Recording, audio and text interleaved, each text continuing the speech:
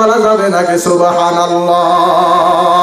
আল্লাহর পরে নবী আমার, আল্লাহর পরে নবী আমার, তারপরে মা জননী, মা যে আমার নয়নের মনি, মা যে আমার নয়নের মনি।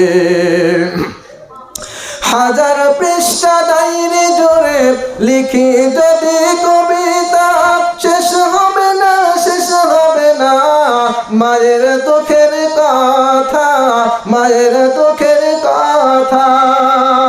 মায়ের সুখের একটু কথা কখনো সে ভাবেনি, মা যে আমার নয়নের মনি। আল্লাহর পরে নবী আমার। বলা যাবে না বাজান? ভালো লাগে? ভালো লাগে? ভালো লাগে? তাহলে আমার সাথে একটু মুখ মেলা বলেন, আল্লাহর পরে নবী আমার।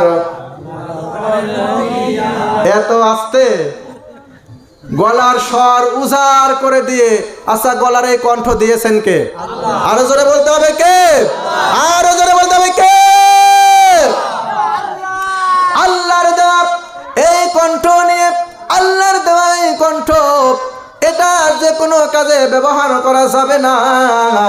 আল্লাহর দেওয়া এই কণ্ঠগুলো যেই কাজগুলোতে ব্যবহার করতে হবে, এই পৃথিবীর ময়দানে যতগুলো ভালো কাজ রয়েছে, ওই সমস্ত ভালো কাজের জন্য আল্লাহর দেওয়া এই কণ্ঠকে ব্যবহার করার দরকার আছে না নাই?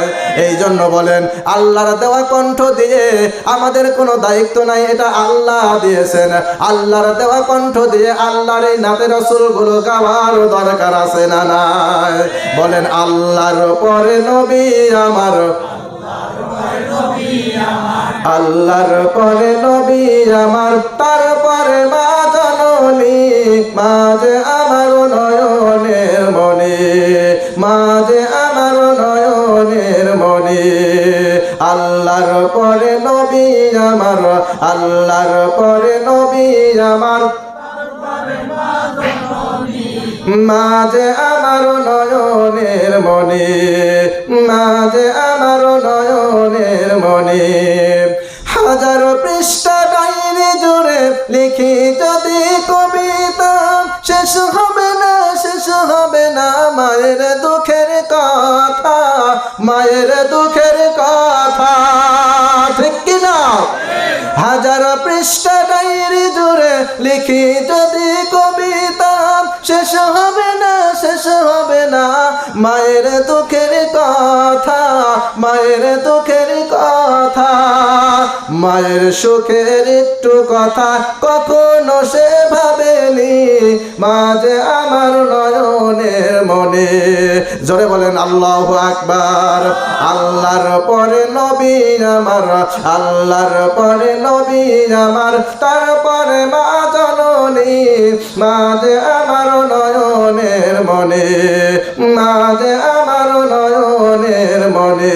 জোরে বলেন আল্লাহু আকবার, লিল্লাহি তাকবীর, আল্লাহু আকবার। এত অল্প আওয়াজে হয় না বাজান, অন্য লোকগুলি তো আসতে হবে, কথা বলেন ঠিক কিনা? আরো লোক তো এই জালসায় নিয়ে আসতে হবে। এই জন্য শুধু এই তাকবীরে হবে না, তাকবীর দিলে যেহেতু আল্লাহ খুশি হয়, সেই আল্লাহকে খুশি করার দরকার আছে না নাই?